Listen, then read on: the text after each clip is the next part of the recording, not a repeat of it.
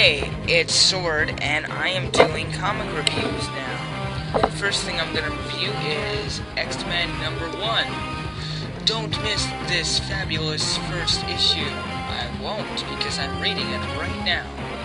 Just to clarify, I actually have a copy of this digitally that I purchased legally, so don't say I'm stealing anything, because I'm not. I'm just using this for display purposes.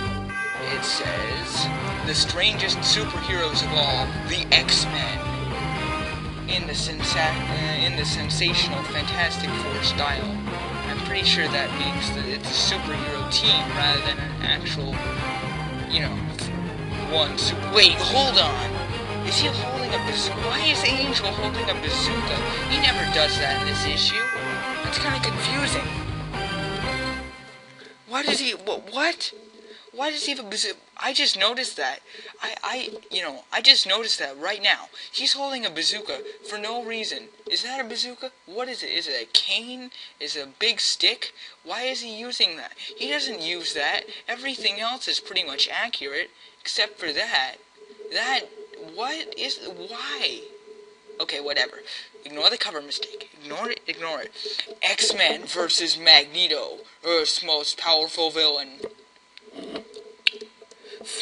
Here we have Professor Xavier sitting in his little academy, and then we see him call out to the X-Men with his psychic power. Attention, X-Men. This is Professor Xavier calling. Repeat, this is Professor X calling. You are ordered to appear at once. Class is now in session. Tardiness will be punished. And then they all come bursting through. This is the Beast, the Angel, Cyclops, and Iceman? Okay, you know what? Everything else was fine. Cyclops sounds cool. The Angel, yes. It's not like it's Wingman, Big Man, Energy Eye Man. Iceman is just weird. It could at least be Freeze Dude or Icicle or Popsicle or something besides Iceman. Where did he even come from? He just sprouted up from the floor. I mean, Beast came through the window. Did he break the window? Why did he just come through the window? I mean, Angel just flies through the room, and then he's just standing there like, oh, all this is going on, but I'm really not going to pay attention. Written by Stan Lee, drawn by Jack Kirby, inked by Paul Raymond, and lettered by S. Rosen.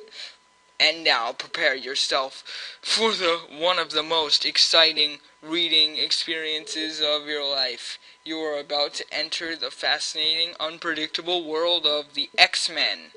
That's Stan Lee for you. He gets you pumped, no matter what. Okay, let's resume. So now, Angel and Cyclops are fixing the professor's chair, which is really funny. And then Iceman is freezing Beast by accident. And I love the line he does here, even though his face is a little red, which is kind of funny too. Brr, I don't mind ice cubes, but I like him in Coke, not tickle in my arm. That's really funny. I thought that was really funny, at least. Okay, so now they are preparing to train. Now, welcome to the mutant training session. So they have Beast do a few stunts, blah, blah, blah. Then they have Angel fly through some soup. Wait, is that fire? Is that a trap? What the hell are they doing? This is just dangerous. I know there's like a training room and everything, but this is just ridiculous. What if they die? What if they don't do this training correctly? They could get killed. And then Iceman just decides to slack off and become a snowman, which is really funny. And then, Xavier tells Beast to throw a bowling ball at him, but then he deflects it, which is really clever. Anyway, moving on, we have more training. He tells Cyclops to blast Beast, and then,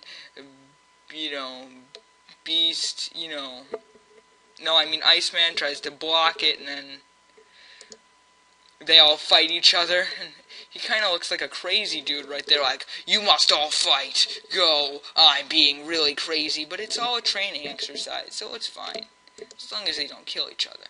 Then they find out about a new addition to the team, Jean Grey, and she is some kind of telekinetic girl, which is epic. Apparently they gave her the code name of Marvel Girl, which is kind of creepy.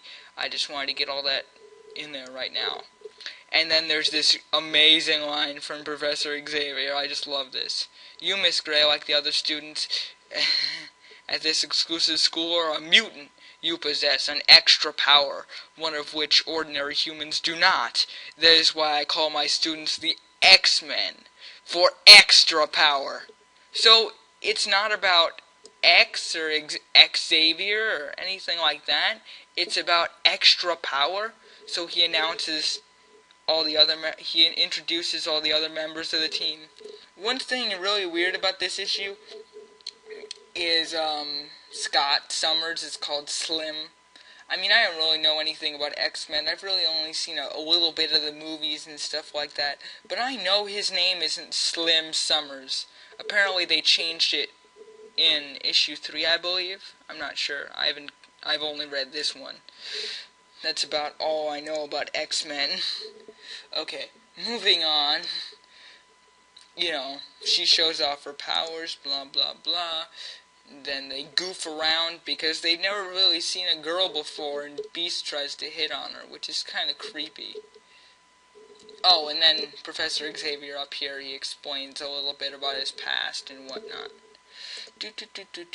And so then he talks about how, you know, what their mission, she asks what their mission is, and he says, we must defeat the evil mutants.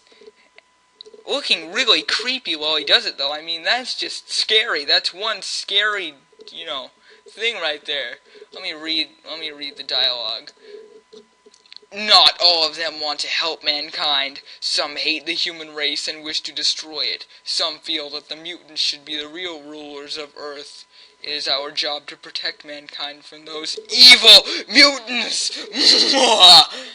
I mean, seriously, how can you not be scared of that? That's really creepy. It's just his head floating over the Earth. I'm sorry, I just find that really hilarious. And then we find Magneto, the evil arch-villain. He's planning to attack a missile base. So he takes their missile and he flies it into the ocean using his magnetic powers. He can control a rocket from that far away? That's insane. So then the army freaks out. Oh, I thought this guy was a member of the army. Apparently he's a member of NASA. So then the army reads out of the Daily Globe, which is nothing like the Daily Planet at all. Then Magneto decides to take control of a machine gun turret and blow everyone up. And that's pretty funny. Then he takes control of a tank and just starts rolling over everyone. And then he says, surrender or I'll take the base by force, as if he hasn't already. And then he just, you know, makes letters out of dust particles? That's amazing. This guy is really strong. Then he uses some kind of energizer thing in order to power himself up. And then after using this energizer, he launches another missile into the ocean and scares the heck out of everybody. And then he comes into the base, he's all like, hey, what's up? And then he disables all their weapons and plows right through them. That's pretty amazing. This guy is just beating down everyone with his magnetic energy. Back at the Xavier school, the guys watch Jean get all dressed up because they probably have never seen a woman before. Wait, no, I already made that joke. Never mind. Then Professor X tells them to gather up and power up because Magneto is attacking the base. So they all get their costumes on, and Angel literally has to use a strap to keep his wings out.